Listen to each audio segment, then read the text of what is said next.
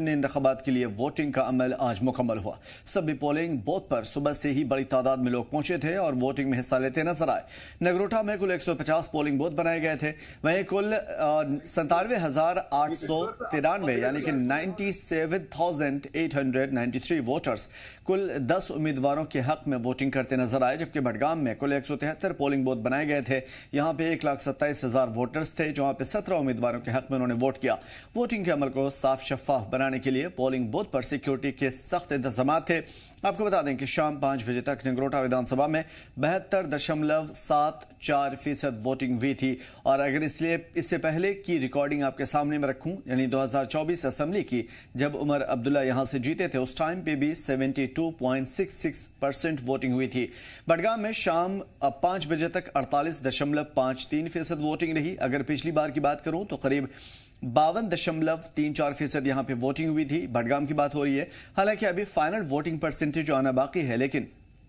बडगाम और नगरोटा में लोगों ने बड़ी तादाद में वोटिंग में हिस्सा लिया। और इसी के साथ ही बडगाम के 17 और नगरोटा के 10 उम्मीदवारों की किस्मत का फैसला ईवीएम में बंद हो गया। इसका नतीजा 14 नवंबर को सामने आएगा।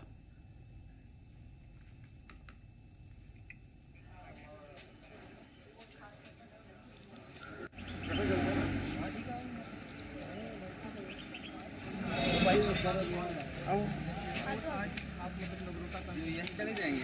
चल के जाएंगे।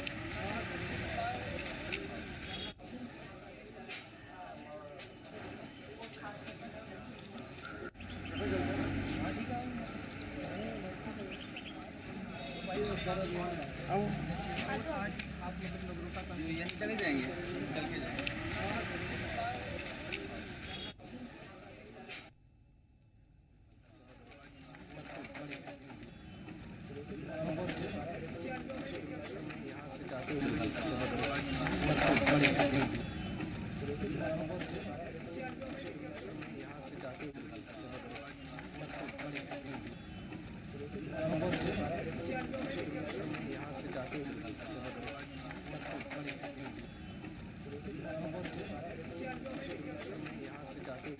तो फिलहाल बडगाम और नगरोटा के लिए जिस वक्त का इंतजार किया जा रहा था वो वक्त आ चुका है, यानी कि आज दिन भर वोटिंग का अमल मुकम्मल रहा और 17 बडगाम के नुमाइंदे और करीब 10 के करीब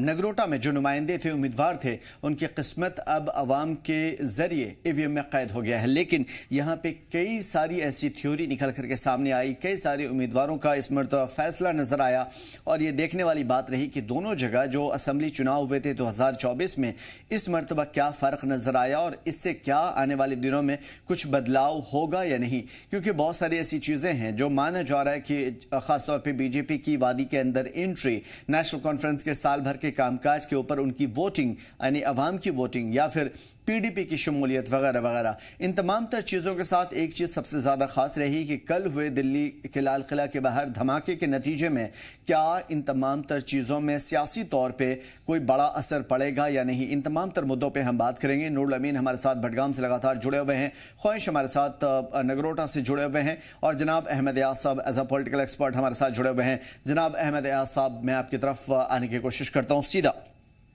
सबसे पहले कि इस वक्त दोनों जो चुनाव हुए 2024 और 2025 का जो चुनाव रहा, खास तौर पे दोनों सीटों पर, इस मरतबा क्या आपको कोई फ़र्क नज़र आया जोश जज्बे में और डेमोक्रेटिक के इस प्रोसेस में हिस्सा लेने या शमूलियत अख्तियार करने के सिलसिले में?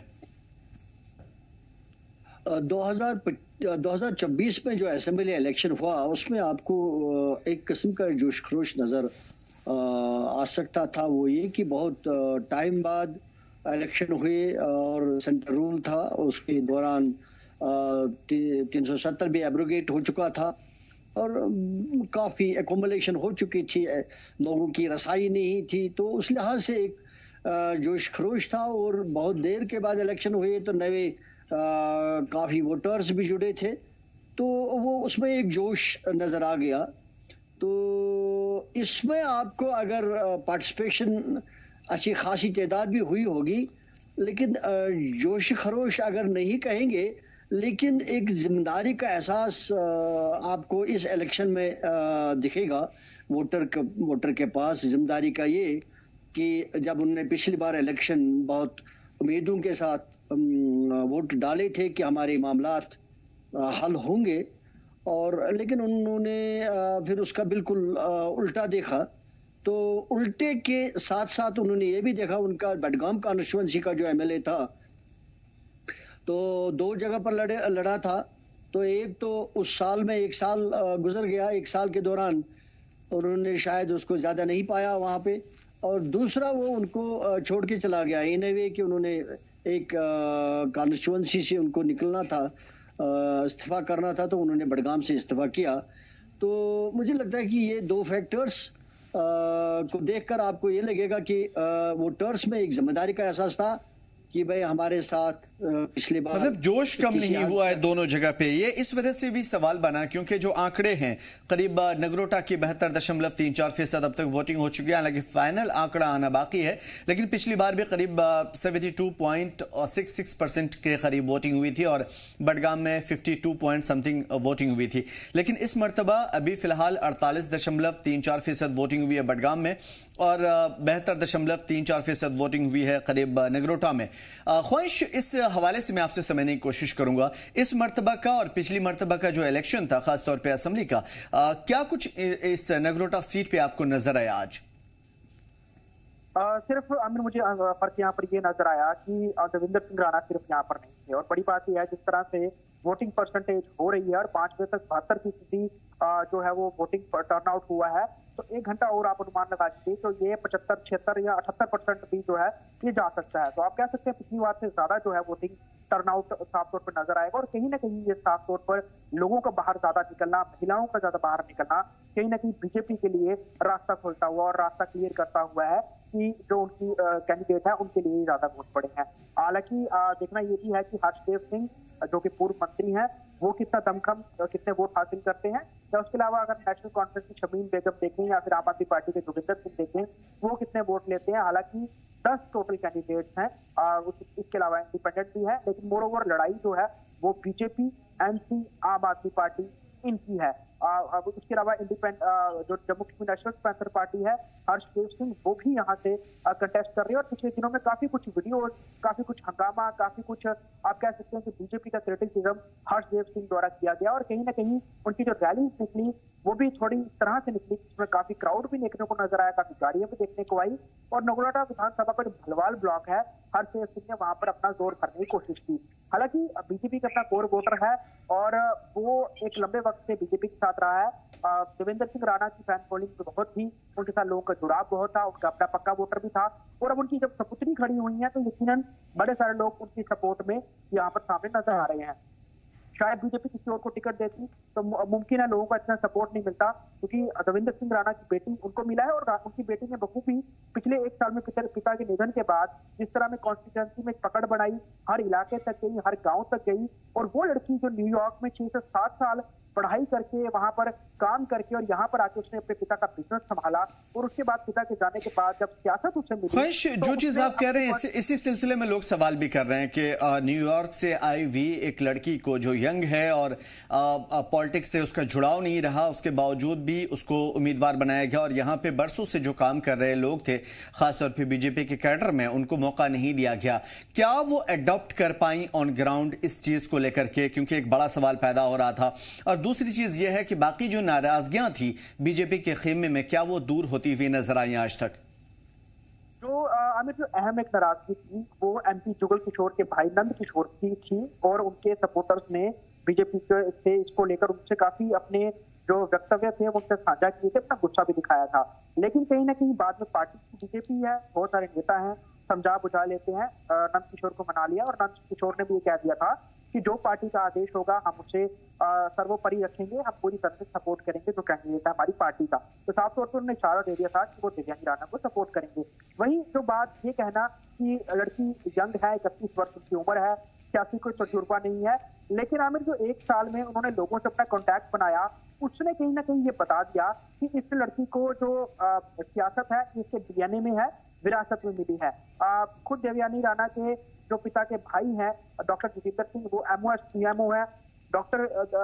जो यहाँ पर देवेंद्र राणा थे वो मजे हुए सियासतदान थे, नेशनल कॉन्फ्रेंस की रीढ़ की हड्डी थी। हालांकि बाद में बीजेपी में आकर बीजेपी में रहते हुए भी उन्होंने नगरोटा से चुनाव जीता और इस इलाके में लगातार विकास किया। और आपको बताऊं कि उपराज्यपाल मनोज सिन्हा जब जम्मू कश्मीर में आए बतौर उपराज्यपाल, सबसे ज्यादा उनकी नजदीकी देवेंद्र सिंह राणा के साथ थी और कई प्रोग्राम में देवेंद्र सिंह राणा के साथ उसकी बड़ी पॉजिटिव केमिस्ट्री नजर देखने को सामने आई। कहीं ना कहीं उससे बाकी लोग भी भौचक्का रह जाते थे कि इससे क्या नजदीकी है देवेंद्र सिंह राणा और उपराज्यपाल मनोज सिन्हा की, क्योंकि मनोज सिन्हा विजनरी लोगों के साथ ज्यादा रहना पसंद करते हैं और देवेंद्र सिंह राणा विजनरी एक लीडर थे, लोगों के साथ उनका बहुत अच्छा वास्ता था, मास लीडर थे। दिन हो रात हो उनकी कॉन्स्टिट्यूंसी में किसी की डेथ हो रही है, किसी का जन्मदिन है, किसी की शादी है, किसी बच्ची की शादी है, किसी गरीब का है, वो हमेशा आगे बढ़ करके मदद करते हुए नजर आए। ये उनका जो एक ओहदा था, जो कि रुतबा था, जो उन्होंने प्यार बनाया था, वो कहीं ना कहीं लोग उसके कायल थे और कहीं ना कहीं उनकी बेटी में वो तमाम गुण भी नजर आए। जिस तरह से पिछले आप कह सकते हैं 11 महीने में उनकी बेटी ने कॉन्स्टिट्यूंसी में पकड़ बनाई। और आपको बताऊं फ्लड के समय कितनी बारिश हुई, 100 साल का रिकॉर्ड टूट गया। कई सड़कें ऐसी थी नगरोटा कॉन्स्टिट्यूंसी की जहां रास्ते ही नहीं थे, जेसीबी मशीन तक जो है वो आगे नहीं बढ़ पाती थी और कच्चे रास्ते थे, मड था। यानी कि उसमें देवयानी राणा वहां पर गई, हर जगह गई, दूर दराज इलाकों तक पहुंची, जितनी मदद हो सकी वो की, क्योंकि काफी देर से सियासत कर रहे हैं, बिजनेस का खिलाफ इनका बहुत ज्यादा है, तो इनको किसी भी तरह से फाइनेंशियली कोई प्रॉब्लम नहीं है, तो अपनी घर से अपनी जेब से भी इनको लगाना पड़ा, इन्होंने वो भी लगाया। हालांकि कॉन्टैक्ट बड़े अच्छे थे, बीजेपी में बड़ा अच्छा इनको एक पोजीशन भी देवेंद्र सिंह राणा की पार्टी में शामिल होते ही बन गई हुई थी और वैसा ही देवयानी राणा को भी देखा गया और देवयानी राणा ने साबित कर दिया अपनी काबिलियत से और अपने जो उन्होंने लोगों के साथ कांटेक्ट बनाया कि पार्टी उन्होंने टिकट देवे गलती नहीं की है। दूसरी बात, कई लोगों ने आज हमसे ये बात की ऑफ रिकॉर्ड, हालांकि कैमरे पर सामने नहीं आए, उन्होंने ये जरूर कहा कि अगर बीजेपी किसी को टिकट दे देती तो शायद उतना सपोर्ट बीजेपी को नहीं मिलता, तब यहाँ पर हो सकता है हर्षदेव सिंह बाजी मार जाते। ये कई वक्त, ये आपको बताऊं, ये वर्डिंग जो है कई सारे लोगों की थी जो कि पोलिंग बूथ से बाहर निकले। उन्होंने कहा राणा की बेटी है, हम उसको सपोर्ट करते हैं, अपनी बच्ची की तरह समझते हैं और उसने जिस तरह से बात की, जिस तरह उसकी मेजोरिटी नजर आ रही है, साफ तौर पर पता चलता है कि वो आने वाले समय में लंबी दूरी जो है वो सियासत में तय करेंगे और कहीं ना कहीं इस कॉन्स्टिट्यूंसी को आगे लेके जाएंगे। हालांकि जीत के बाद अगर वो जीतती हैं देन पता चलेगा कि किस तरह से वो नगरोटा कॉन्स्टिट्यूंसी को आगे लेके जाती हैं। लेकिन आपको बता दूं किसी भी चीज की इनको कमी नहीं है, इस परिवार को किसी चीज की कमी नहीं है। देवयानी राणा सोशल वर्क के नाते, और उन्होंने खुद जब हमने इंटरव्यू किया था उन्होंने कहा था कि ऐसे वॉलंटियरली उन्होंने अमेरिका में भी उन्होंने सियासी काम किया है, यानी कि पॉलिटिक्स से जुड़े हुए काम किए हैं और वो इकोनॉमिस्ट में उन्होंने इकोनॉमी में उन्होंने पढ़ाई की है और अच्छी इकोनॉमी को वो समझती हैं और कहीं ना कहीं लोगों से कॉन्टैक्ट करना और वॉलंटियरली में काम उन्होंने बहुत सारे किए हैं, वो भी किया है। साथ में आते ही यहाँ पर उन्होंने अपने फादर के बिजनेस को संभालना शुरू कर दिया, कहीं ना कहीं पिता के साथ मतलब साबित किया है और लोगों ने अडॉप्ट भी किया है करीब करीब जिस तरीके से लोगों का रुझान नजर आया। एक बहुत बड़ा सवाल ये रहेगा कि चूंकि नगरोटा की अगर सिर्फ हम बात करते हैं तो वहाँ पे करीब 89% नॉन मुस्लिम आबादी है और 4-5% सिख है, 5% के करीब मुस्लिम्स हैं और उसमें अलग अलग खांचे में जो बटे हुए हैं, ख़ासतौर पे डोगराज या दूसरे जो कैटेगरीज हैं, उसके अंदर भी एक बहुत बड़ा कॉन्फ्लिक्ट रहा था जिसके ऊपर हम बात करेंगे अभी। लेकिन जनाब अहमद यासब नूर, मैं आता हूँ, हमारे साथ बने रहिए, कुछ खास बातचीत के बाद पूरी डिटेल आपसे लेता हूँ। अहमद यासब, एक बड़ी चीज़ जो पिछली मरतबा हमने देखा था और इस मरतबा हमने देखा, उसमें क्या कोई अंतर नज़र आया? क्योंकि पिछली मरतबा लोगों ने बगैर सोचे समझे कि चूंकि 35 से 370 का मसला था, लोगों ने स्टेटहुड के मसले पे और बीजेपी की नाराजगी पे वोट दिया और सीधा सीधा इसका नेशनल कॉन्फ्रेंस को एक बड़ा फायदा हुआ। इस मर्तबा 1 साल का पूरा चार्ट उनके सामने था और लोगों ने उनके कार्यकाल को देखा था, उन्होंने सीट भी छोड़ी यहां बडगाम से। उसके अलावा वो कितने व्यर्थ रहे इन तमाम तर चीज़ों को पूरा करने में जो उन्होंने वादे किए थे, उन तमाम तर चीज़ों के बावजूद क्या इस मर्तबा लोगों को वैसा ही माहौल लोगों के दरमियान नजर आया या लोगों को जो है लोगों के सामने ख़ासतौर पे उम्मीदवार के अब जो मौका है, चांसेस है, वो इसके अलावा कुछ और नहीं है कि नेशनल कॉन्फ्रेंस को जिताया जाए? क्योंकि आगा मुंतज़िर मेहदी हम देखते हैं कि करीब 700-800 वोट पाते हैं, लेकिन उसके बावजूद फिर से इस मरतबा उम्मीदवार हैं। उमर अब्दुल्ला इस मरतबा उम्मीदवार नहीं है, लेकिन उनकी जगह आगा महमूद हैं। तो कॉन्फ्लिक्ट फैमिली के दरमियान भी रहा, कॉन्फ्लिक्ट उनकी फैमिली के दरमियान जस्ट अपोजिट एमपीज की वजह से भी रहा और कॉन्फ्लिक्ट उनके कार्यकाल की वजह से भी रहा। लेकिन उसके बावजूद भी बहुत सारे लोगों का मानना है कि नेशनल कॉन्फ्रेंस चांसेस ज़्यादा यही हैं कि वो बडगाम से जीत जाएगी। आपके नजरिए से क्या कुछ रहा, क्योंकि इस मरतबा बहुत कुछ बदला है। देखिए, ये कहना कि कौन जीतेगा इस स्टेज पर थोड़ा मुश्किल हो सकता है कहने के लिए, क्योंकि सीक्रेट बैलेट का सिस्टम है, तो अल्टीमेटली क्या निकल कर आ जाएगा वो तो इलेक्शन के दिन ही पता चले, रिजल्ट के दिन ही पता चलेगा। लेकिन जो जो हम देख पा रहे हैं वो ये है कि दो तीन चीजों का आपने इसमें सवाल किया। एक ये कि पिछली बार हमने देखा एक नरेटिव जो किया, क्रिएट किया तकरीबन सब पॉलिटिकल पार्टीज ने, और वो राज्यसभा इलेक्शन में भी चला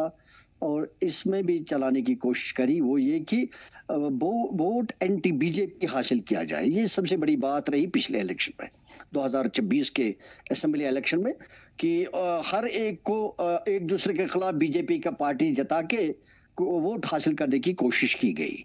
कि भाई ये पार्टी बीजेपी के साथ है, स्पॉन्सर्ड है, तो इसलिए इनको वोट ना दिया जाए। खासतौर उसमें नेशनल कॉन्फ्रेंस किसी हद तक कामयाब दिखी, इसलिए कि उनका एक कार्डर है, तो उनकी कार्डर के थ्रू उनकी बात नीचे तक पहुंच सकती है, तो किसी हद तक वो कामयाब होगी। तो वही हमने फिर राज्यसभा में भी देखा कि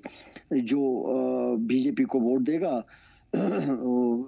वो एंटी बीजेपी माना जाएगा, या एंटी कुछ माना जाएगा, we don't know what they call it, but कि बीजेपी को वोट नहीं देना है। तो इस बार भी वो एक कोशिश की गई। जैसे आपने देखा होगा कि पीडीपी और नेशनल कॉन्फ्रेंस के दरमियान ज्यादा इसी के ऊपर ही बहस चली इलेक्शन के दौरान कि कौन किसके साथ रहा, कब किसके साथ किसने अलायंस करी है। तो उसके बारे में फिर सुनील शर्मा ने भी बयान दिया, फिर देवेंद्र रैना का भी वीडियो लाया गया सामने टू प्रूव कि भाई कौन किसके साथ था। सो आइडिया वाज कि भाई ये कहने की कोशिश की गई कि जो बीजेपी के साथ है तो उसको वोट ना दिया जाए, लेकिन वो चीज इस वक्त नहीं दिखा कि ज्यादा वो इफेक्टिव रहा, और लग रहा है कि उस पर्टिकुलर चीज की इंटेंसिटी जो है बात की वो कम होती जा रही है। शायद उसका यही वजह है, जब नेशनल कॉन्फ्रेंस ये बात करते हैं, अगर उसमें कोई सदाकत भी हो, लोग बेशक बीजेपी को पसंद भी नहीं करेंगे, लेकिन चूंकि एनसी की परफॉर्मेंस खुद सही नहीं रही, उनके जो वादे लोगों के साथ रहे, उनका जो मैनिफेस्टो रहा, वो इलेक्शन के बाद उन्होंने नकार दिया, खुद उन्होंने यू टर्न लिया बहुत सारी चीज़ों पर। जैसे उन्होंने सबसे बड़ी बात जो लोगों के साथ डायरेक्टली वाबस्ता है, एक तो हो गया कि बड़े जो पॉलिटिकल इश्यूज है बड़े,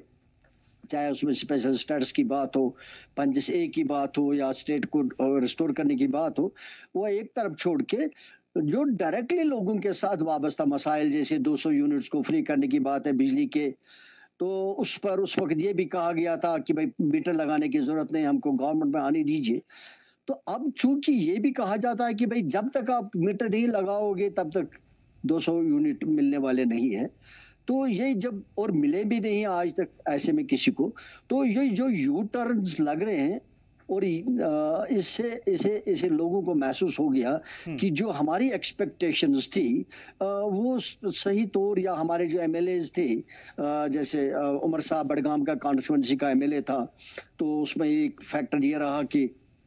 उनके साथ शायद ये साल के दरमियान एमएलए की हैसियत से उनके साथ कोई राबता नहीं रहा, और फिर दूसरी जगह वो छोड़ के दूसरी जगह पर गया,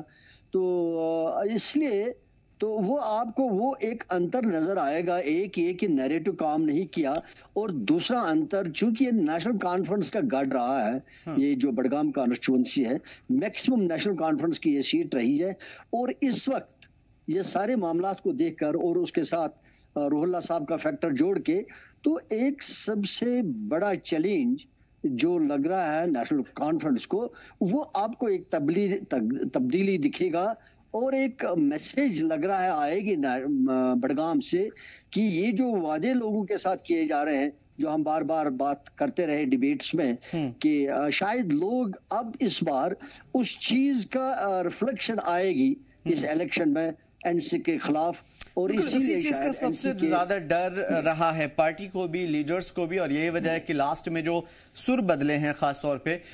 शायद उसका एक नतीजा हो। इसके ऊपर भी हम बात करेंगे। नूर, मैं आपकी तरफ आता हूं। सवाल ये कि आज दिन भर क्या हुआ, क्योंकि लास्ट तक बहुत सारी चीजें बदल जाती है। आज दिन भर क्या कुछ देखने को मिला, खास तौर पे अलग अलग बूथों पर? जी आमिर, बात बड़गाम असेंबली सेगमेंट 27 की जब करेंगे, आज सुबह 7 बजे से ही वोटिंग का प्रोसेस शुरू हुआ और इस वोटिंग के प्रोसेस में 5 बजे तक की जब हम बात करते हैं, तकरीबन 49% जो है परसेंटाइल वोटिंग का रहा है और अभी जो है 6 बजे तक का ओवरऑल जो स्टेटस है वो आना बाकी है। लेकिन आज दिन की जब हम बात करते हैं, सुबह जो गर्ल्स हायर सेकेंडरी स्कूल में दोनों आगाओं के जो पोलिंग वोटिंग स्टेशंस वो थे, खासतौर पर पीपल्स डेमोक्रेटिक पार्टी आगा सईद मुंतजर मेहदी और नेशनल कॉन्फ्रेंस के आगा महमूद साहब के, तो वो दोनों ने एक ही जगह पे वोट डाला और दोनों ने मुख्तलिफ बयान दिए। और जब आगा सईद महमूद से कहा गया कि उमर अब्दुल्ला ने आपकी कैंपेनिंग की तो आपको लगता है कि उससे आपको स्ट्रेंथ मिली या नुकसान हुआ, हालांकि उन्होंने कहा कि मुझे उससे स्ट्रेंथ मिली, लेकिन कहीं ना कहीं उस चीज पर सवाल जो है खड़े किए गए। खासतौर पर अगर हम देखेंगे, जो उमर अब्दुल्ला ने कैंपेनिंग के दौरान आगा सईद रुहुल्लाह मेहदी के बारे में कहा कि जिनको आना होगा कैंपेनिंग के लिए तो वो आ सकते हैं, और उसके बाद एक और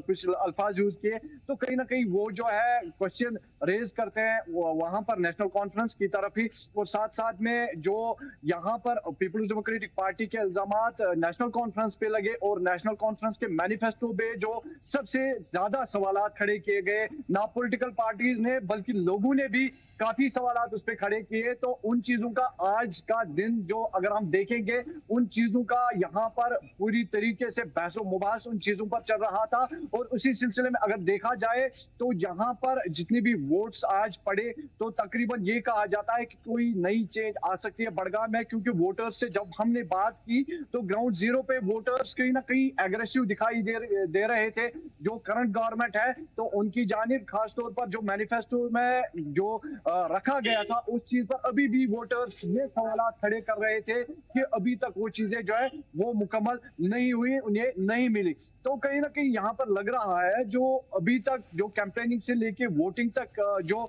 चीजें सामने आई वो यही है कि खासतौर पर नेशनल कॉन्फ्रेंस के मैनिफेस्टो पे सवाल खड़े किए गए, वही पीपल्स डेमोक्रेटिक पार्टी की 2014 की अलायंस जो है उस पर सवाल खड़े किए गए। जो इंडिपेंडेंट कैंडिडेट्स है उन्होंने कोई पत्थर जो है अनटर्न नहीं रखा नेशनल कॉन्फ्रेंस पीपल्स डेमोक्रेटिक पार्टी पे सवाल खड़े करने में। तो ओवरऑल हम यही कह सकते हैं कि जो कैंपेनिंग से लेकर आज तक के यहाँ पर मौसम में हम देखेंगे क्या बदलाव आया है, वो यही है कि लोग कहीं ना कहीं ये बोल रहे थे कि अब की बात बड़गाम में चेंज आएगी, लेकिन अब ये देखने वाली बात होगी कि आज जो है 17 कैंडिडेटों का जो तकदीर है, जो मुकद्दर है, वो फिलहाल बंद है ईवीएम में, और 14 तारीख को पता चलेगा कि कौन से कैंडिडेट को वोट्स मिले। क्या इंडिपेंडेंट कैंडिडेट्स के वो नारे, क्या इंडिपेंडेंट कैंडिडेट्स के वो सवालात लोगों को हजम हुए, या फिर से नेशनल कॉन्फ्रेंस या पीपल्स डेमोक्रेटिक पार्टी यहां पर इख्तिदार में आएगी। हालांकि पीपल्स डेमोक्रेटिक पार्टी ने एक सबसे बड़ा दावा किया है, वो ये है कि उन्होंने कहा कि 72 साल बाद हम बड़गाम से नेशनल कॉन्फ्रेंस को बाहर करेंगे। वही नेशनल कॉन्फ्रेंस ने ये कहा कि दबदबा जो हमारा 71 से 24 तक कायम रहा वो फिर से कायम रहेगा। और नहीं, लेकिन अगर उन्होंने ये दावा भी किया है तो पिछली बार का रिकॉर्ड सामने में है, करीब 800-900 वोट आए थे उनको उमर अब्दुल्ला के मुकाबले में। तो ये दावे किस बुनियाद पे किए गए, इस चीज को क्या क्लियर किया जा सकता है? जामिर, मैं आपको करेक्ट करूंगा, तकरीबन 17,000 के आसपास जो है पीपल्स डेमोक्रेटिक पार्टी ने वोट्स लिए थे, और जो उमर अब्दुल्ला है उन्होंने 37,000 के आसपास जो वोट्स लिए थे। तो वहां पर उस वक्त की बात करेंगे और इस वक्त की बात करेंगे, इसमें सबसे बड़ी एक चेंज है, एक बड़ा एलिमेंट इसमें मिसिंग है, वो है आगा सईद रुहुल्लाह मेहदी। क्योंकि उस वक्त 2024 में आगा सईद रुहुल्लाह मेहदी स्टार कैंपेनर थे नेशनल कॉन्फ्रेंस के, और उन्होंने लोगों को वादा किया था जगह जगह पर जम्मू कश्मीर लद्दाख ने उस वक्त कवरेज की, तो आगा सईद रुहुल्लाह मेहदी के वो तकारीर, वो जो भाषण है वो अभी भी रिकॉर्डेड है कि उन्होंने कहा था कि वो नेशनल कॉन्फ्रेंस से मुंह मोड़ लेगा, वो इनसे जवाब मांगेगा अगर नेशनल कॉन्फ्रेंस ने अपने वादे पूरे नहीं किए। और बिल्कुल वही चीज हुई 2025 के इन बाईपोल्स में, उन्होंने कैंपेनिंग से बिल्कुल नकारा और कहा कि हालांकि अभी तक वो मामलात, वो सवालात, वो मसाइल लोगों के हल नहीं हुए, उन पर कोई काम नहीं किया गया जो 2024 में किए गए थे। तो मैं 2025 में कैसे लोगों से अपने हक में वोट मांगो और वो चुप रहे, और वो एलिमेंट का मिस रहना अब की बार इस इलेक्शंस में कहीं ना कहीं ये नेशनल कॉन्फ्रेंस को भारी पड़ सकता है। और उस डिफरेंस की जब हम बात करते हैं जो उमर अब्दुल्ला और आगा सईद मुंतजर मेहदी के बीच में रही थी वोट्स की, तो वो डिफरेंस आगा सईद रूहुल्लाह मेहदी की वजह से हो सकती थी। और अभी भी ये कहा जाता है कि जो आगा सईद रूहुल्लाह मेहदी का चुप रहना बड़गाम असेंबली सेगमेंट में है, वो कहीं ना कहीं इस बार यहाँ पर बड़े नताइज सामने लेकर आएगा, और जो शॉकर होगा, जो नए नताइज होंगे, वो शायद नेशनल कॉन्फ्रेंस को यहाँ से दूर कर सकते हैं। हालांकि ये कहना अभी जायज नहीं होगा कि नेशनल कॉन्फ्रेंस यहाँ से नहीं जीतेगी, लेकिन ये भी दावे किए जा रहे हैं कि नेशनल कॉन्फ्रेंस ही जीतेगी, क्योंकि नेशनल कॉन्फ्रेंस एक बड़ा कैडर है। नेशनल कॉन्फ्रेंस के पास जो वोट्स है वो उनके बगैर किसी को नहीं जाते हैं। ये यहाँ पर जो है एक नरेटिव है, और इस नरेटिव की जब हम बात करते हैं तो कई ऐसे पुरानी बुजुर्ग है, कई ऐसे सीनियर सिटीजन है जो बिल्कुल इस चीज को प्रूव करते हैं कि नेशनल कॉन्फ्रेंस को अपना वोट बैंक है। हालांकि जो अब नई पॉलिटिक्स है, नई जो इन्वॉल्वमेंट यूथ्स की इसमें आ रही है, तो वो कहीं ना कहीं वो नैरेटिव चेंज कर सकता है, लेकिन फिर भी फर्क देखने को मिल सकता है। जी हाँ, यानी आप ये कह रहे हैं कि 17,525 पीडीपी दूसरे नंबर पे रही थी, जिन्होंने एक बड़ा वोट उमर अब्दुल्ला के मुकाबले में हासिल किया था, इस मर्तबा बड़ी टक्कर दे सकते हैं, क्योंकि एक तो उमर अब्दुल्ला नहीं है, आगा फैमिली से तीन उम्मीदवार हैं, और तीसरी चीज ये है कि पूरे एक साल का जो पूरा रहा है रिकॉर्ड, उन तमाम तर चीजों को देखकर कि पीडीपी को इस मर्तबा किसी हद तक फायदा होगा, क्योंकि बडगाम के अंदर बीजेपी की तरफ जाने के लोगों की संभावना कम है। जी बिल्कुल आमिर, ये बात दुरुस्त है, क्योंकि जो वो वाला वक्त और आज का वक्त है इसमें काफी डिफरेंस है। क्योंकि इसमें एक एलिमेंट जो मैंने पहले भी बोला, आगा सईद रूहुल्लाह मेहदी मिस है, क्योंकि उन्होंने कोई भी बात नहीं करी। उन्होंने हालांकि बोला भी जो कुछ है, तो वो नेशनल कॉन्फ्रेंस के खिलाफ गया। इस सिलसिले में अगर हम देखेंगे आगा सईद रूहुल्लाह मेहदी के जितने सपोर्टर्स है, वो कहीं ना कहीं अगर 1-2%, 3%, 5% नेशनल कॉन्फ्रेंस के हक में जाएंगे, लेकिन बाकी जो उनके सपोर्टर्स है वो शायद आगा सईद रूहुल्लाह मेहदी के साथ ही है, उनके साथ ही चुप बैठे हैं। तो कहीं ना कहीं वो चीज जो है यहाँ पर अब की बार नेशनल कॉन्फ्रेंस के लिए वो बायसी सरदर्द जो है वो बन सकती है। और साथ साथ में इंडिपेंडेंट कैंडिडेट्स का आना, 17 कैंडिडेट्स मैदान में है, और आगा फैमिली से 3 कैंडिडेट्स है। बीजेपी ने पूरा दम लगाया इस इलेक्शन कैंपेनिंग में, पीपुल्स डेमोक्रेटिक पार्टी ने पूरा दम लगाया इस इलेक्शन कैंपेनिंग में, और जो इंडिपेंडेंट कैंडिडेट्स है उनका अपना वोट बैंक है, और उसमें एक एक्स स्पोक्स पर्सन है अपनी पार्टी के, तो वो उनको एक्सपेल किया गया, उनका अपना वोट बैंक है, वो इंडिपेंडेंट कैंडिडेट के तौर पर लड़ रहा है। तो कहीं ना कहीं ये सारी चीजें जो है यहाँ पे अभी तक जितने भी वोट्स पड़े हैं तो उनको डिवाइड करेंगे। हालांकि नेशनल कॉन्फ्रेंस वोट्स लेंगी, पीडीपी वोट्स लेंगी, लेकिन टक्कर जो है काफी कांटे का टक्कर होगा। और ये भी कहा जाता है कि बडगाम असेंबली सेगमेंट में अगर फैसला होगा तो वो बहुत कम कुछ वोट से होगा, क्योंकि कैंडिडेट्स बहुत ज्यादा है और वोट बैंक जो है वो पूरा डिवाइड हो चुका है। जी, बड़ी बात यह है कि इन तमाम तर चीज़ों के हवाले से जो पॉइंट आपने बताए हैं उस चीज़ को नज़रअंदाज नहीं किया जा सकता, और अहमद यास साहब से मैं इस सिलसिले में जानूंगा भी। लेकिन ख्वाहिश जिसकी बात हो रही थी, क्योंकि देखिए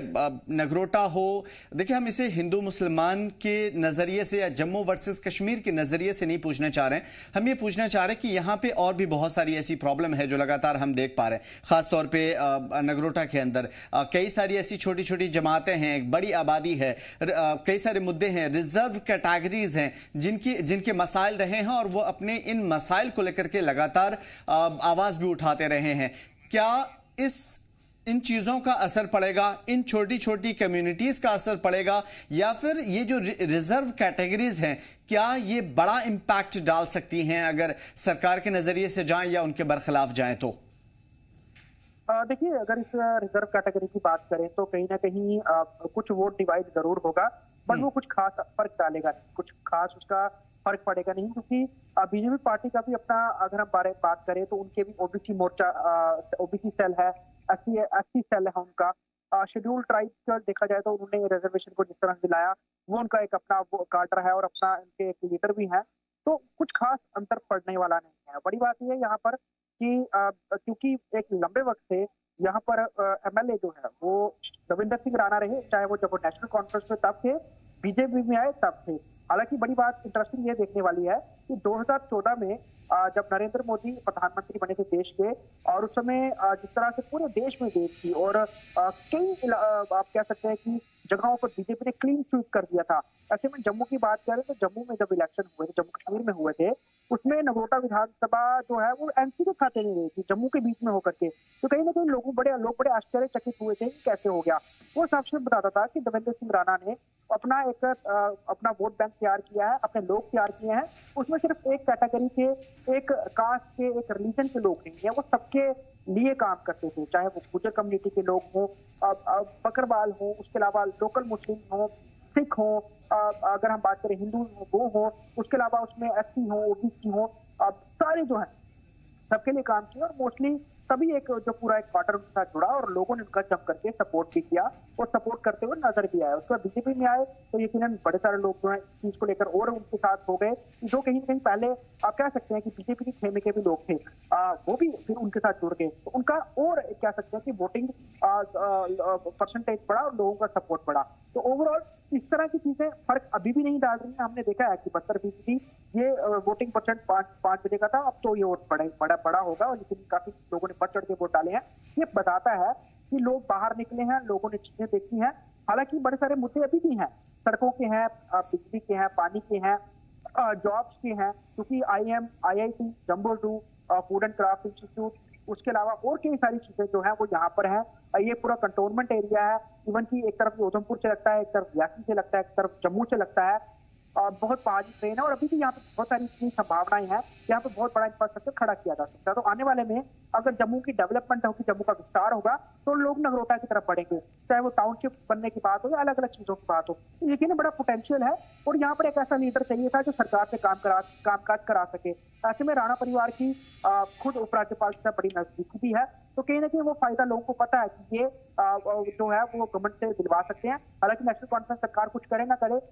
चाहे दिल्ली से वो काम करवाना हो या फिर यहाँ पे उपराज्यपाल से काम करवाना हो, वो राणा परिवार करवा लेगा और राणा परिवार के ही परिवार का हिस्सा है, दिव्यांगी राणा की बेटी है। तो ये चीज तो क्लियर है। ये भी एक बात है कि लोगों ने उनको सपोर्ट दिया, तो इतना फर्क नहीं पड़ने वाला है रिजर्वेशन का या दूसरे यहाँ पर जो हम कैटेगरी की बात करें वो कुछ खास अंतर नहीं होगा। लेकिन यकीनन जो पिछले कुछ दिनों में कुछ वीडियो सर्कुलेट हुई जिसमें गाड़ी में लीकर मिलना हो, उसमें बीजेपी का झंडा मिलना हो, उस वीडियो का बड़ा शोरगुल मचा, उस वीडियो को बहुत वायरल किया गया, बहुत लोगों ने देखा, प्रतिक्रियाएं दी। पैरेलली साथ में हर्षदीप सिंह जो नेशनल पैंथर्स पार्टी के प्रमुख हैं, उनके बेटे को किडनैप करने की कल बात आई, उसकी स्टेटमेंट आई, बहुत सारा वीडियो सर्कुलेट हुई। तो चुनाव से 1 दिन पहले या 4 दिन पहले इस तरह की चीजें करना कहीं ना कहीं बीजेपी के वोट को हिला सकता है, लेकिन लगता नहीं है कि कुछ ज्यादा इम्पैक्ट पड़ेगा, क्योंकि ओवरऑल कोर वोटर भी है, बीजेपी का वोटर भी है और महिलाएं जो है, युवतियां हैं, उन्होंने भी बढ़ चढ़ के वोट किया। हमने देखा कि बड़ी बड़ी बुजुर्ग महिलाएं जो है वो वोट करने आई। ये पता चलता है कि वो चाहती है कि महिला प्रत्याशी जो है वो जीते, क्योंकि देवयानी राणा गई भी है, गाँव गई है, लोगों से उन्होंने बातचीत की है, बहुत ज्यादा उन्होंने क्लोजनेस बढ़ाई है, वो बाकी लीडर नहीं बढ़ा पाए। क्योंकि अगर हम देखें जो गैप था, क्योंकि देवेंद्र सिंह राणा के रहते हुए किसी ने दम ही नहीं दिखाया कि वो इस कॉन्स्टिट्यूंसी में बड़ा एक्टिव रहे। हालांकि यहाँ पे कांग्रेस भी थी, यहाँ पे एनसी भी थी, पीटीपी भी थी, पैंथर पार्टी भी थी, और भी लोकल पार्टी थी, आम आदमी पार्टी, सब कोई नहीं दिखा पाया। उनके जाने के निधन के बाद सब लोग निकले, तो लोगों को यही कहना था, ये लोग पहले तो इतनी सियासत करते हुए नजर नहीं आए। इवन कि नंद किशोर के लिए भी लोग कहते रहे कि बड़ी बड़ी मुसीबतें नगरोटा कॉन्स्टिट्यूंसी में आई, वो इतना बाहर निकल गई है। तो कहीं ना कहीं ये बात उनके ऊपर भी जो है वो अप्लाई हुई, लोगों ने कहा और लोगों ने इसको स्टेटमेंट दिया कि वो नहीं आए बाहर, जितना देवयानी राणा बाहर निकली, देवेंद्र राणा खुद बाहर निकलते थे। तो कहीं ना कहीं यही फैक्टर है कि अब ज्यादा जो हम कह सकते हैं वो बड़ा बेनिफिट देवयानी राणा को मिल सकता है। एक तो सिंपैथी वोट है, दूसरा जो पिता एक यहाँ पे एक पूरा कर्म भूमि अपनी एक यहाँ पर कॉन्स्टिट्यूंसी को बना के गए हैं और बड़ा कुछ उन्होंने काम किया है, उसका फल जो की बेटी को जरूर मिलेगा। अब एक एंगल साफ तौर पे ये जरूरी हो जाता है जानना कि क्योंकि इस मर्तबा नेशनल कॉन्फ्रेंस ने जम्मू रीजन पे भी ध्यान दिया, इवन डिप्टी सीएम बनाया वहां से, और बहुत सारी ऐसी चीजें जो खासतौर पे जम्मू के लिए उन्होंने किया है। इस मर्तबा के इलेक्शंस के बाद क्या उन चीजों का एक बड़ा असर रहेगा, ये मैं आपसे जरूर समझूंगा। लेकिन अहमदिया साहब, सर मैं एक खास तौर पर, चूंकि इस मर्तबा मैंने देखा है कि नेशनल कॉन्फ्रेंस ने जम्मू रीजन पे भी थोड़ा ध्यान दिया है, बहुत सारी चीजें ऐसी है जो गिनवाई जा सकती है, लेकिन क्या इन चीज़ों की वजह से जो पुराने असर रसूख रहे हैं नेशनल कॉन्फ्रेंस के, क्या इस मरतबा वापस आएंगे? क्योंकि शमीमा बेगम जिस तरीके से वो बहुत ही ज़्यादा लोगों के दरमियान यकीन दहानी के साथ पहुंची और बहुत ही खूबसूरत अंदाज में उन्होंने कैंपेनिंग की, बातचीत की, हालांकि उनके मुकाबले के लिए या उनके लिए बहुत सारे लीडरान भी पहुंचे। क्या नेशनल कॉन्फ्रेंस को नगरोटा सीट की ही अगर मैं बात करूं तो क्या वहां पे उस तरह की उनको कबूलियत मिल पाएगी जितना दूसरे लीडरान को या नेशनल कॉन्फ्रेंस को मिलना चाहिए? क्योंकि काम के बलबूते पर अगर छोड़ भी दी जाए तो, क्योंकि नेशनल कॉन्फ्रेंस का इससे पहले भी यहाँ पे दबदबा रहा है। देखिए, कुछ फैक्टर्स जरूर रहते हैं कि जब इसकी कैलकुलेशन या असेसमेंट करते हैं हम लोग, तो उस के दायरे में ऐसी कोई बात नजर नहीं आ रही जिसकी बुनियाद पर हम ये कहेंगे कि नेशनल कॉन्फ्रेंस का ग्राफ वहाँ बढ़ सकता है, या जो भी उन्होंने 2024 के इलेक्शन में उन्होंने वहाँ से वोट्स हासिल किए तो उसमें कोई बढ़ोतरी होने का इम्कान है। और लग रहा है कि जो सिचुएशन पैदा होगी उनकी हुकूमत बनाने के बाद, उसका ग्राफ वहाँ जम्मू नगरोटा की कॉन्स्टिट्यूंसी में उनके तादाद जो है वोट्स का कम होने के अच्छे चांसेस हैं बनिस्बत बढ़ने की। उसके दो वजह, एक ये कि इनकी जो परफॉर्मेंस रही है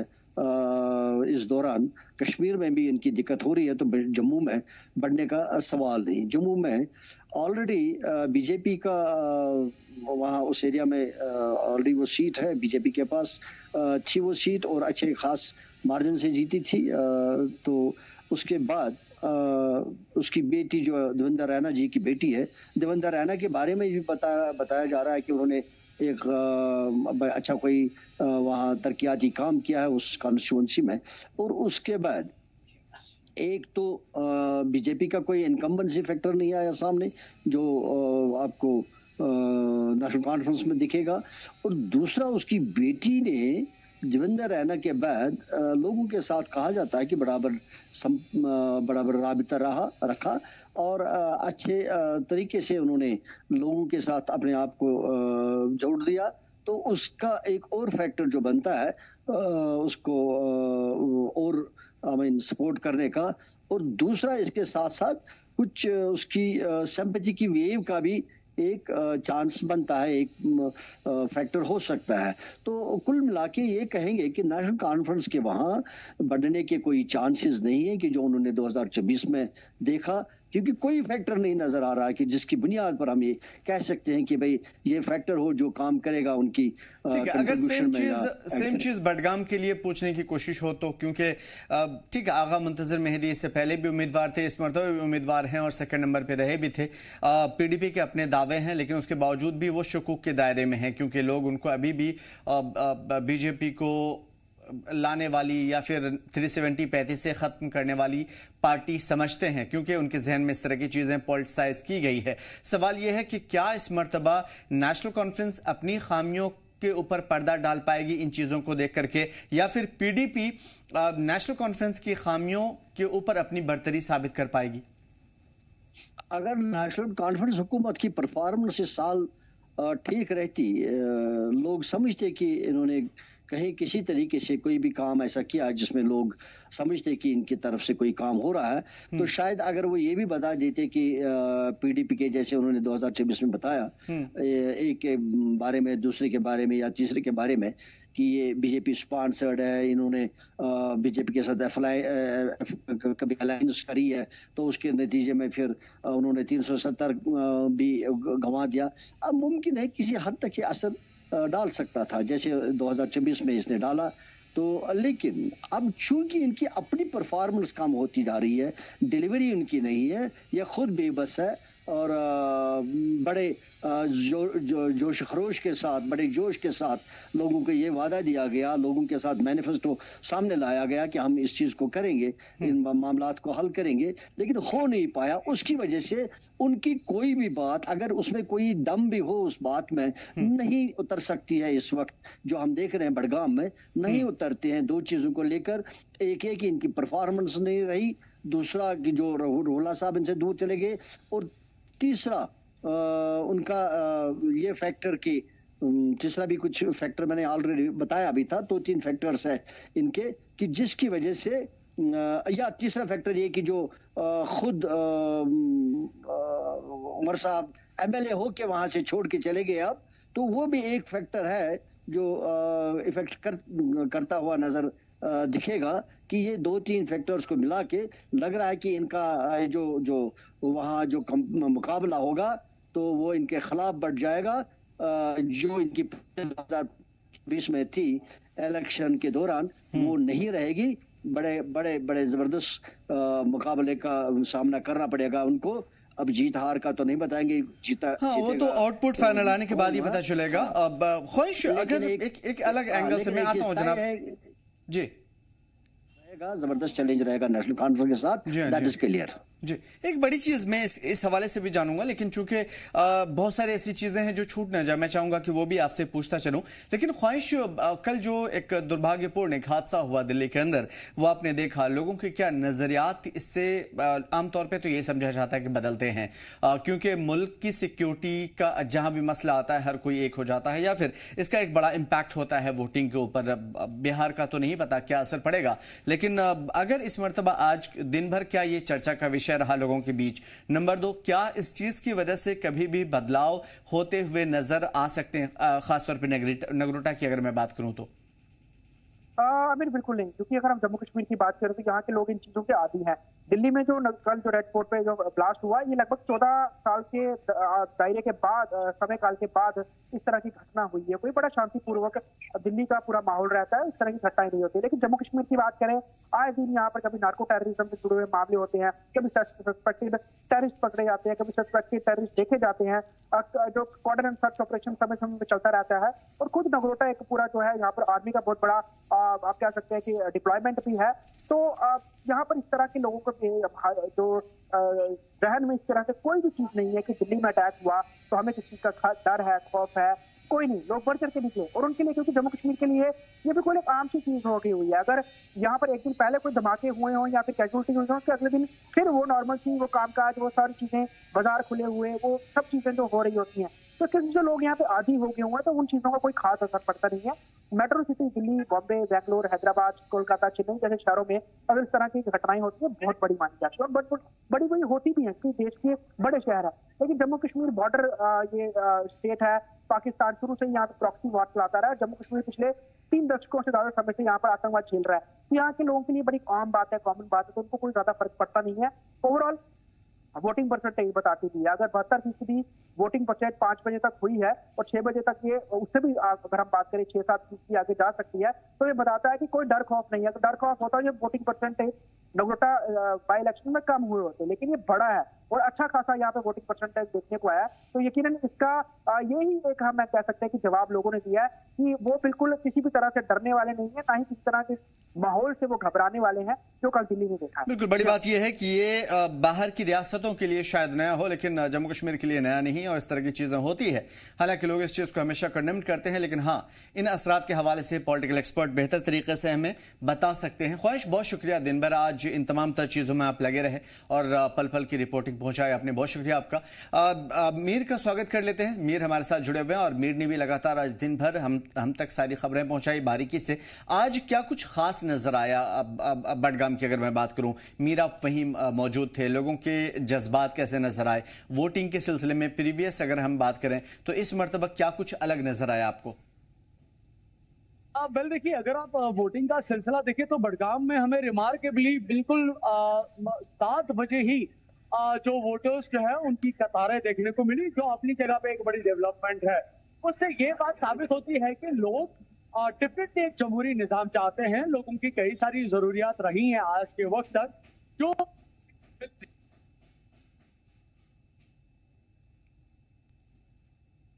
ठीक है, मैं वापस आता हूं आपकी तरफ। तब तक मैं जनाब अहमद यास साहब से खास तौर पे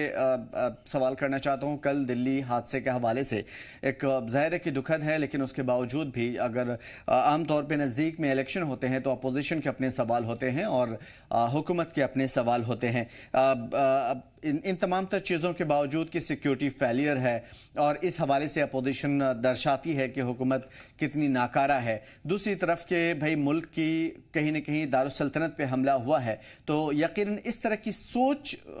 को हमेशा लोग नकारते हैं। क्या इन चीज़ों का इम्पैक्ट पड़ सकता है दोनों जगह, ख़ासतौर पे बडगाम या नगरोटा में, आपके हिसाब से? ये जो वाक़ा कल दिल्ली में हुआ बेशक एक बहुत ही दुख भरा वाक़ा है, और बड़ा नुकसान हुआ, जानी नुकसान हुआ वहाँ पे, और हो सकता माली नुकसान भी हुआ होगा। तो ये सवाल ज़रूर खड़ा करेगा सिक्योरिटी को लेकर, एडमिनिस्ट्रेशन को लेकर, क्योंकि अभी तक तो आज तक तो यही बात थी कि सारा मामला सही है, सिक्योरिटी बड़ी चौकन्ना है और कंट्रोल में है सारी चीज़ें। जैसे जम्मू कश्मीर में भी बताया गया, बदकिस्मती से वहाँ उस वक्त पहलगाम का वाक़ा हुआ, और अब चूंकि दिल्ली में होना एक बहुत बड़ी बात है, तो कुदरती बात है सवालात खड़े हो जाएंगे, अपोजिशन की तरफ से भी हो जाएंगे, लोग भी सवालात पूछेंगे, सवालात हो जाएंगे और शायद जायज़ और वाजिब भी होगा। लेकिन ये कहना कि इससे जम्मू कश्मीर में ख़ास तौर हो सकता बिहार के इलेक्शन में कुछ असर करे, वो नहीं कहा जा सकता, लेकिन नहीं लग रहा है कि जम्मू कश्मीर के इलेक्शंस में इसका कोई असर रहेगा। क्योंकि एक तो ये कि जम्मू कश्मीर के लिए कोई ऐसी नई चीज़ नहीं है कि जो आज देखने को मिल रही है। जम्मू कश्मीर 90 से यही चीज़ें देखता रहा और इलेक्शंस भी होते गए। तो जम्मू कश्मीर अब इसी माहौल में पला हुआ है,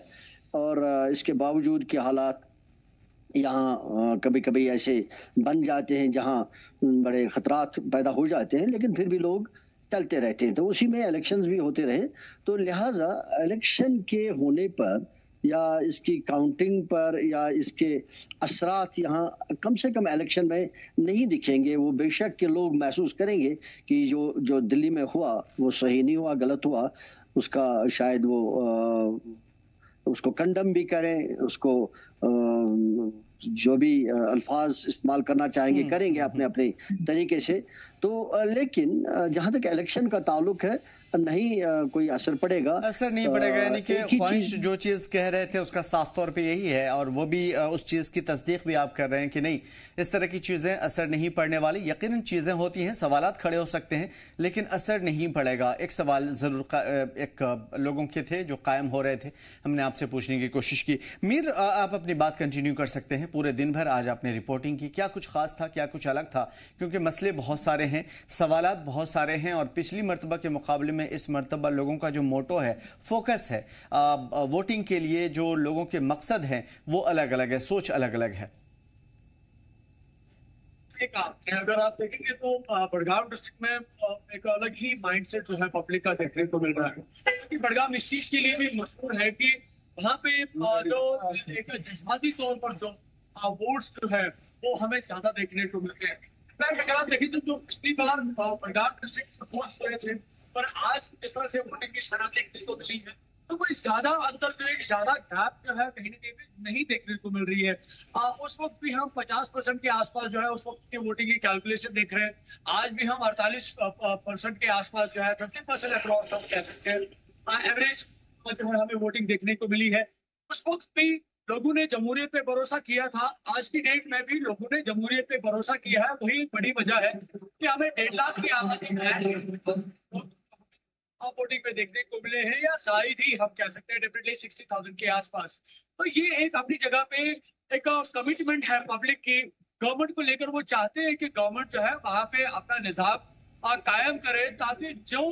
सूरत हाल बड़गाम डिस्ट्रिक्ट की रही है। इनफैक्ट कई सारे ऐसे गाँव हैं जहाँ पे आज मैंने विजिट किया, और लोगों का मानना है कि उनको किसी भी इस बात से कोई भी बैर नहीं है कि कोई भी रिप्रेजेंटेटिव आए, चाहे वो किसी भी पॉलिटिकल पार्टी का हो। लेकिन जो बड़गाम के साथ आज तक डेवलपमेंटल लेवल पे, एम्प्लॉयमेंट लेवल पे, इंफ्रास्ट्रक्चर के लेवल पे, फैसिलिटीज के लेवल पे, बेसिक एबिलिटीज के लेवल पे जो इस्तेमाल बड़गाम के साथ हुआ है, वो आगे ना हो। और आज क्योंकि बड़गाम के पास एक नंबर ऑफ हम कह सकते हैं कि उनके पास रिप्रेजेंटेटिव है करीबन 7-17 लोगों के, जो आज कैंडिडेट्स का जो लिस्ट जो है वो बड़गाम के पास था, चूज कर सकते थे। हमें अलग अलग पॉलिटिकल पार्टीज ने अपना अपना मंशूर रखा है। कुछ पॉलिटिकल पार्टीज ने एक दूसरे को निशाना बनाने के बाद अपने आप को मजबूत करने की कोशिश की। वही भी पॉलिटिकल पार्टीज है जिन्होंने प्रीवियस दौर में जो उन्होंने बड़गाम के लिए किया है, उन्होंने अपनी कैंपेनिंग के दौरान उस बात को सामने रखा। कुछ पॉलिटिकल पार्टीज ने ये कहा कि जो आज की करंट गवर्नमेंट है उन्होंने अपने वादे पिछले 1 साल से पूरे नहीं किए हैं, तो आने वाले वक्त में वो क्या कर पाएंगे। कुछ नेशनल पॉलिटिकल पार्टीज का मानना है कि दोनों रीजनल पॉलिटिकल पार्टीज ने यहाँ पे एक खानदानी राज चलाया है। तो भारतीय जनता पार्टी बिल्कुल, जितनी मुंह उतनी बातें, जितनी सियासी पार्टियां उतने सारे इल्जामात इस मर्तबा तो यकीनन बहुत अलग माहौल था और इस चीज़ का असर पड़ेगा भी। और जिस तरीके से अहमद यास साहब